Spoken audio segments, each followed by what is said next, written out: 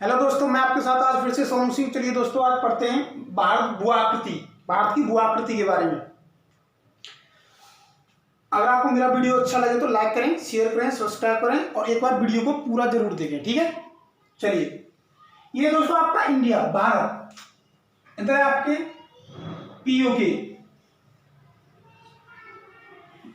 जो आपकी K2 Gordon Austin, जो भारत की सबसे ऊंची चोटी है।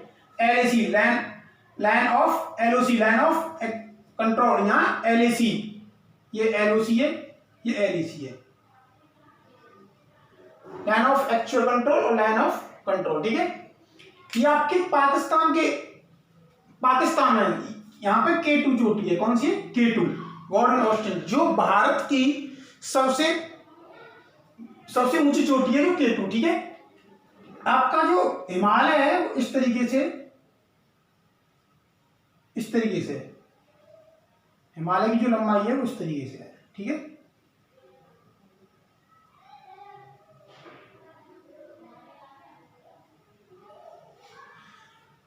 जो हिमालय की जो लंबाई है वो टोटल 2400 किलोमीटर है। कितनी है? 2400 किलोमीटर। हिमालय को 3 भागों में बांटा गया है मुख्य रूप से। वृहद हिमालय बोले तो आंतरिक हिमालय, लघु हिमालय बोले तो हिमाचल श्रेणी, शिवालिक या बृहद हिमालय, ठीक है। चलिए तो ये आपका यहाँ पे, ये आपकी बंगाल की खाड़ी और ये आपका इधर की तरफ अरब सागर, ठीक है। महानदी, ये आपकी महानदी और गोदावरी के बीच के भाग को उत्तरी सरकार कहेंगे। गोदावरी से कृष्णा नदी के बीच के भाग को गोलकुंडा कहेंगे और कृष्णा से कन्याकुमारी, तो नीलगिरी की जो पहाड़ियां हैं जो तमिलनाडु में, कन्याकुमारी तक के बीच के भाग को कोरोमंडल कहेंगे। ऐसे इधर यहां से यहां तक के भाग को कोंकण तट, यहां से यहां तक को केनरा तट और यहां से यहां तक नीलगिरी पहाड़ी तक केरल में मालाबार तक। इधर केरल, इधर तमिलनाडु, ठीक है। चलिए, ये दोनों जो पश्चिमी घाट और जो पूर्वी घाट मिलते हैं, ये इस पॉइंट पर मिलते हैं। इसे बोलते हैं कन्याकुमारी। क्या बोलते हैं? कन्याकुमारी, ठीक है दोस्तों, याद रखिएगा। चलिए पढ़ते हैं इसके बारे में। भारत भू आकृति। भारत के क्षेत्रफल का 11% भाग पर्वतीय, 18% पहाड़ी, 28% पठारी एवं 43% मैदानी है। जो भारत के क्षेत्रफल का जो भूभाग है, जो भारत के क्षेत्रफल का जो भाग है, वो 11% भाग पर्वतीय है, 18% पहाड़ी है, पहाड़ी भाग है और 28% पठारी और एवं 43% मैदान है, ठीक है। भूवैज्ञानिकों के अनुसार आज यहाँ हिमालय पहाड़ है, हिमालय, वहां कभी टेथिस नामक समुद्र था। आज यहाँ पे जो भूवैज्ञानिकों के अकॉर्डिंग, आज यहाँ पे जो हिमालय भाग है, इसे मुख्य रूप से 3 भागों में बांटा गया, बृहद हिमालय, लघु और शिवालिक। वहां पे टेथिस नाम का समुद्र था कभी। हिमालय की उत्पत्ति आधुनिक सिद्धांत प्लेट विवर्तन की है। जो हिमालय की जो उत्पत्ति हुई है वो आधुनिक सिद्धांत प्लेटों में जो विवर्तन हुआ है उसके अकॉर्डिंग हिमालय की उत्पत्ति हुई। हिमालय पर्वत श्रेणी को 3 भागों में बांटा गया है। कितने भागों में? 3 भागों में, बृहद हिमालय, लघु हिमालय और शिवालिक हिमालय, ठीक है। चलिए, सिंधु और सतलज बोले दोस्तों, यहाँ पे आपकी सिंधु नदी,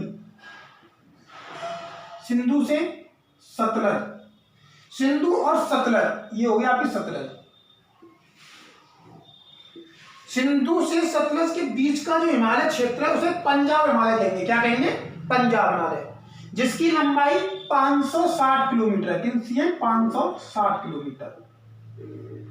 सतलज और काली, यहां से सतलज यहां तक काली,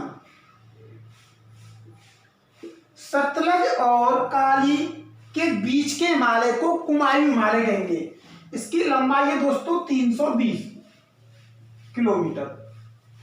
ये लंबाई के अकॉर्डिंग अलग अलग तरीके से बटा हुआ है। सिंधु और सतलज के जो बीच की जो लंबाई है इस तरीके से वो 560 किलोमीटर है। सतलज से काली तक के बीच की जो लंबाई है वो 320 किलोमीटर है। और काली और तीस्ता के जो क्षेत्र, बीच के हिमालय क्षेत्र को नेपाल हिमालय कहते हैं। काली और तीस्ता, तीस्ता। काली और तीस्ता के बीच के क्षेत्र को, हिमालय क्षेत्र को नेपाल हिमालय कहते हैं। इसकी जो लंबाई है 800 किलोमीटर है। कितनी? 800 किलोमीटर। और तीस्ता और दिहांग, तीस्ता और दिहांग भाई, जो यहाँ पे आपका चीन का जो मानसरोवर झील है वहां से करते सिंधु नदी निकल के जाती है इधर तरीके से, और एक नदी निकलती है उसको बोलते हैं सांगपो। जैसे ही सांगपो नदी यहाँ से निकल के चलती है, यहाँ पे अपना नाम ध्यान चयन कर लेती है, अरुणाचल प्रदेश में जैसे एंट्री करती है, जैसे अरुणाचल प्रदेश से अंदर घुसती है अपने भारत के अंदर, तो ये अपनी ब्रह्मपुत्र नाम चयन कर लेती है। इस तरीके से इसके नाम बदल दे जाते हैं। ठीक है, तो ध्यान, तीस्ता और ध्यान के बीच के हिमालय क्षेत्र को असम हिमालय कहते हैं। इसकी लंबाई है 720 किलोमीटर। दोस्तों ये 560, 320, 800 और 720 टोटल मिला के 2400 किलोमीटर होता है। ठीक है, सिंधु और सतलज के बीच के हिमालय क्षेत्र को पंजाब हिमालय कहते हैं। ध्यान से सुनिएगा, सिंधु और सतलज इन दोनों के बीच के जो हिमालय क्षेत्र है उसको पंजाब हिमालय कहते हैं। सतलज और काली नदी के बीच के हिमालय क्षेत्र को कुमायूं हिमालय कहते हैं। ठीक है, क्या कहते हैं? कुमायूं हिमालय, जिसकी जो लंबाई है वो 320 किलोमीटर है।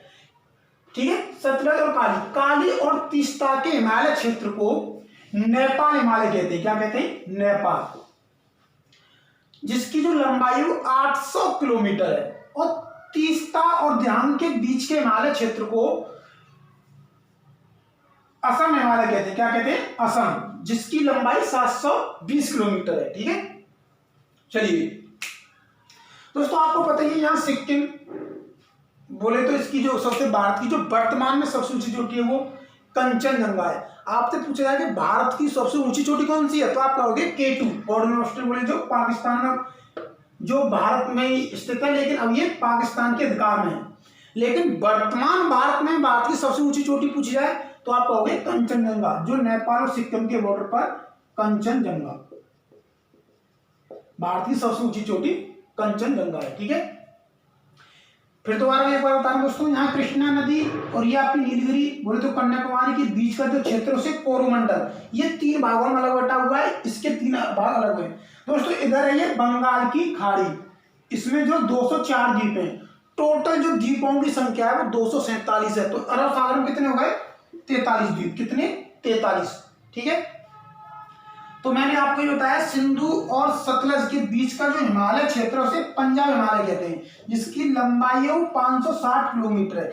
सतलज और काली के जो बीच के हिमालय क्षेत्र है उसे कुमायूं हिमालय कहते हैं, जिसकी लंबाई 320 किलोमीटर है। काली और तीस्ता के बीच के हिमालय क्षेत्र को नेपाल हिमालय कहते हैं, जिसकी लंबाई 800 किलोमीटर है। तीस्ता और दिहांग के बीच के नेपाल हिमालय क्षेत्र को असम हिमालय कहते हैं, जिसकी लंबाई 720 किलोमीटर है। ठीक है दोस्तों, अब पढ़ेंगे हम अपने बृहद हिमालय या आंतरिक हिमालय के बारे में। डस्टर लेके आओ, डस्टर कहां है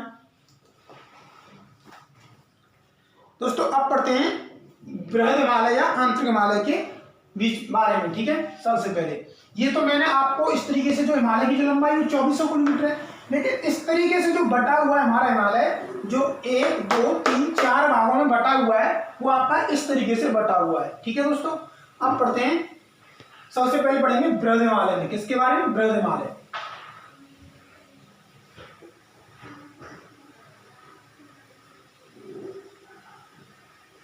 चित्र को ध्यान से देख लीजिएगा एक बार।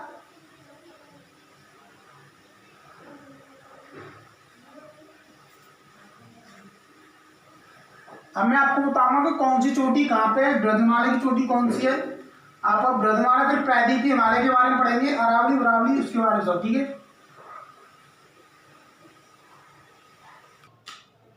चलिए दोस्तों पढ़ते हैं बृहद हिमालय या आंतरिक हिमालय। बृहद हिमालय या आंतरिक हिमालय, इसकी जो ऊंचाई है वो 6000 मीटर है। बृहद हिमालय या आंतरिक हिमालय की ऊंचाई 6000, औसत ऊंचाई 6000 मीटर है। विश्व की सर्वाधिक ऊंची, भारत की नहीं विश्व की सर्वाधिक ऊंची चोटी माउंट एवरेस्ट, जिसे नेपाल में सागर माथा कहते हैं, इसकी सबसे ऊंची चोटी है। जो वृहद हिमालय या ट्रांस हिमालय की जो सबसे ऊंची चोटी है वो विश्व की सबसे ऊंची चोटी है माउंट एवरेस्ट, जिसे नेपाल में सागर माता के नाम से जाना जाता है। जो वृहद हिमालय या आंतरिक हिमालय की सबसे ऊंची चोटी है। अन्य चोटियां इसकी कंचनजंगा जो वृहद हिमालय में मिलती है, मकालू, धौलागिरी, नंगा पर्वत और अन्नपूर्णा और नंदा देवी, ये आपकी वृहद हिमालय में ही चोटियां पाई जाती हैं। कौन कौन सी? कंचनजंगा, मकालू, धौलागिरी, नंगा पर्वत, अन्नपूर्णा और नंदा देवी। दोस्तों ध्यान रखिएगा, नंदा देवी उत्तराखंड की नंदा देवी कुमायूं हिमालय का भाग है। पहले जो पंजाब सिंधु से सतलज से काली कुमायूं, काली से तीस्ता नेपाल और तीस्ता से ध्यान असम, ठीक है। तो जो उत्तराखंड की जो नंदा देवी जो चोटी है वो कुमायूं हिमालय का ही भाग है। भारत में हिमालय की ऊंची चोटी कंचनजंगा है जो सिक्किम और नेपाल की सीमा पर है। जो भारत में हिमालय की सबसे ऊंची चोटी है वो कंचनजंगा है जो सिक्किम और नेपाल की सीमा पर है। वर्तमान भारत की सबसे ऊंची चोटी है कंचनजंगा। ध्यान से सुन लीजिएगा, वर्तमान भारत की सबसे ऊंची चोटी कौन सी है? कंचनजंगा। और भारत की सबसे ऊंची चोटी कौन सी है? K2, जो गॉर्डन ऑस्टन के नाम से जानी जाती है। और ये कंचनजंगा सिक्किम और नेपाल की सीमा पर है। भारत का सर्वोच्च शिखर माउंट K2 बोले तो गॉडविन ऑस्टिन जो कराकोरम श्रेणी में है। भारत का सर्वोच्च शिखर कौन सा है? माउंट K2 बोले तो गॉडविन ऑस्टिन जो कराकोरम की श्रेणी में है और जो कि ट्रांस हिमालय का भाग है। किसका? ट्रांस हिमालय। ये वृहद हिमालय से ऊपर ट्रांस हिमालय का भाग है। यह पाक अधिकृत है। मतलब जो K2 गॉडविन ऑस्टिन है, मैंने आपको बताया था LAC और LOC, लैंड ऑफ कंट्रोल और लैंड ऑफ एक्चुअल कंट्रोल, ठीक है। तो LOC में वो K2 है जिस पर पाकिस्तान का अधिकार है। कहां पे स्थित है ये? जम्मू कश्मीर में। कहां पे? जम्मू कश्मीर में। चलिए नंबर 2 पढ़ते हैं, लघु हिमालय। इसकी औसत ऊंचाई 3700 से 4500 मीटर है। जो लघु हिमालय है इसकी औसत ऊंचाई 3700 से 4500 मीटर है। पीर पंजाल, धौलाधर आदि श्रेणियां इसी लघु हिमालय में मिलती हैं। जो पीर पंजाल और धौलाधर नाम की जो श्रेणियां हैं वो इसी आपके लघु हिमालय में मिलती हैं। इसमें पीर पंजाल तथा बनिहाल दर्रे प्रमुख हैं।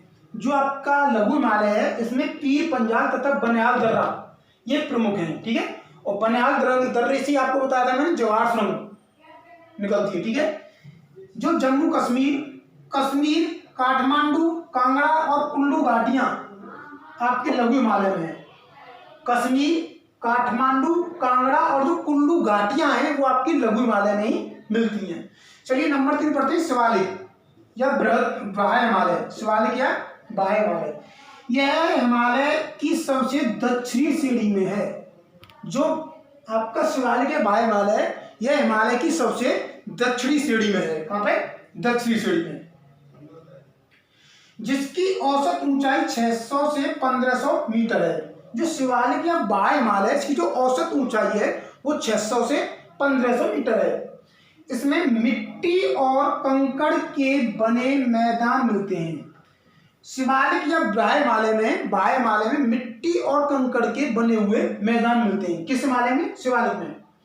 जिन्हें पश्चिम में दून बोले तो देहरादून से बना है, दून पश्चिम में, तथा पूर्व में द्वार बोले तो हरिद्वार से बना है, द्वार कहते हैं। जो मिट्टी और जो कंकड़ के जो मैदान है इन्हें पश्चिम में दून बोले तो देहरादून तथा पूर्व में द्वार बोले तो हरिद्वार कहते हैं। जम्मू कश्मीर में पश्चिम से पूर्व की ओर पर्वत श्रेणियां हैं। जो जम्मू कश्मीर में पश्चिम से पूर्व की ओर जो पर्वत श्रेणियों का जो क्रम है वो आपका कराकोरम, जम्मू कश्मीरम, लद्दाख जो आपका केंद्र शासित प्रदेश बन गया, लद्दाख, गिरीश चंद्र मुर्मू उसके लेफ्टिनेंट गवर्नर है और उसके अनिल बैजल जम्मू कश्मीर के, ठीक है। जास्कर, उसके बाद पीर पंजाल श्रेणियां हैं। ये सभी आपकी शिवालिक या बाह्य हिमालय में, ठीक है दोस्तों।